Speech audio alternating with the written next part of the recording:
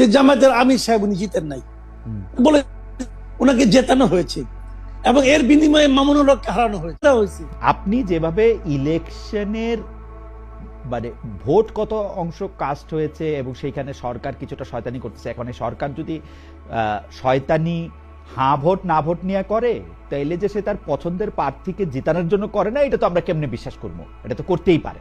এবং এর মধ্যে যেহেতু অনেক লোক ইনভলভ ছিল, আমি নিজে ভোট কেন্দ্রগুলি দেখছি, ভোটের পোলিং এজেন্টরা অনেক সময় পর্যন্ত ছিল, অ্যাটলিস্ট ঢাকার বাইরে তার যাওয়া হয় নাই। তাইলে এইটার ব্যাপারে জোরে সোরে জামায়াত ইসলামী বা এনসিপি কথা বললো না কেন?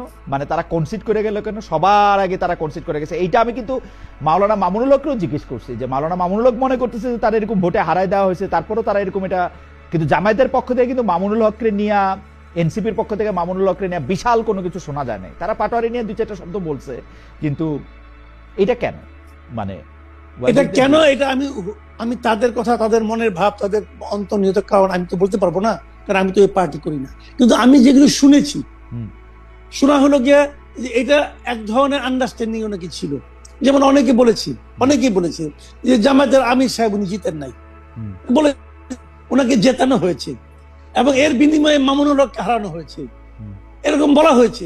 এখন এগুলি সত্য মিথ্যা আমি বলতে পারবো না, কিন্তু ওখানকার মানুষজন এগুলি বলে, ওই এলাকার লোকজন এগুলি বলে যে এই সমস্ত আওয়াজ তো উঠছে রে ভাই, এখন তুমি কিছু নেও আমার কিছু দাও, এরকম হতেই পারে।